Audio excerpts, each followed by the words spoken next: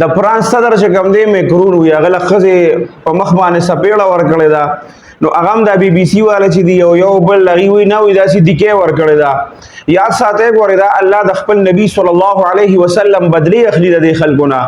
او دا خلک چې کوم دي دا به هم دغه شان د ټولو نه غټ ضلالت چې کوم دی هغه ستړي په دنیا کې د ټولو نه غټ ضلالت په دنیا کې دا چې کم سړی د دومره میډیا مخې ته او د دومره خلکو مخې ته هغه د یو ملک په دوره باندې رواني او د ټولو میډیا کیمرې هغه ته مخامخي او هغه چې دی دغه وخت کې خزه چې دا هغه ول په مخ سپېړه ورکی دا الله دا خلک صرف د دې وجه نه شرمي ځکه چې نبی کریم صلی الله علیه وسلم زمون خوږ نبی صلی الله علیه وسلم په شان کې چې دی کومه ګستاخی کړې وي او هغه وخت کې چې زمونږ د علما او زمونږ د دیندار طبقه او زمونږ د مسلمانان دی کم جړېدل او کم فریادونه الله ته کړیو نو دا خو به یو ورځ خامخا الله به د دې خیری خو به قبلې کنه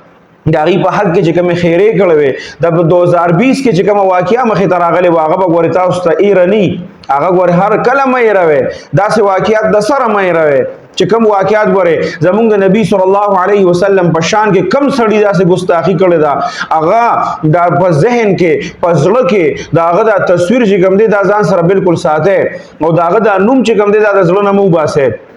چې کله په 2020 کې په یو د فرانس په یو مضافاتي علاقہ کې د میډل سکول یو طالب علم او هغه سکول ته یو استاد شو هغه چې کله د په فرانس کې چارلی میگزین د نبی کریم صلی الله علیه وسلم په شان کې دا ګستاخانه حاکی شایع کړي هغه میگزین یوړو او په سکول کې چې مسلمانانو موږ ته پته و چې په دې کې مسلمانان شته دي د هغې د مذاق وړاولو دپاره او هغې چې کوم دي د هغې د ټارچر کولو دپاره او د هغې د خفه کولو دپاره هغه میګزین یوړو او هلته کې هغه میګزین یې هغې ته وښو او کله چې ورته وښو نو هغې کې چې کوم مسلمانان و هغې چې کورونو ته لاړو نو خپل کورونو کې وی چې دغه شان زمونږ یو استاد دی او هغه دغه شان چارلی میگزین راوړو نبی کریم صلی الله علیه وسلم ګستاخانه خاکی وی پکې او هغه راوړو او هغه مونږ ته خور مونږ به نه کتلو باوجود مونږ به ډیر زیات نه کتل خو مونږ مجبور کولو په دې باندې او مونږ ته هغه مخه تکاو بار بار او خنداګانې کولې او د کافرانو مذاق وړاو نو هغه د هغه کلی یو طالب علم چې هغه هغه را پاسې او بیا هغه استاد چې کوم نو هغه جهنم ته ولېګو ختمې کو هغه په هغه ځای کې پولیسو شهید کو بیا چې کم دینو دا هغه په حق کې دا میکرون هغه په غون فرانس کې مظاهره شروع شوه کله چې مظاهره شروع شوه دا میکرون چې کم دی لاړو او دا هغه مظاهرو کې به تقریر هم کو او باقاعده پاره کې دا اعلانونه وکړو چې څومره زمون سرکاري ځای نه دي او څومره زمون سرکاري محکمې دي په هغه ټولو کې به دا خاکی چې کم دي نبی کریم صلی الله علیه وسلم په شان کې چې دا ګستاخانه حاکی شوی دای په ټول سرکاري امارتونو کې هغه کې دا اوله ګولې نو ولې دا الله به دا بی عزتی بدل ورکینا دا بی عزت کوي بدی الله نه او بیا زمونږ د مسلمانانو دا داسې خلاف دي چې د انډیا لا خپل رافیل تیاری ورکړي وي پاره کې الله سمرو شرمو نو دله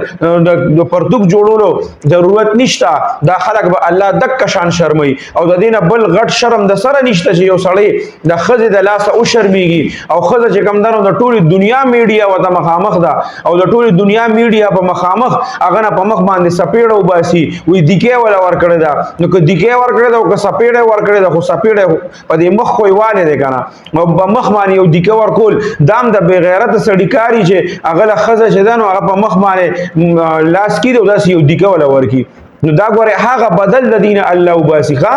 دا به د زړه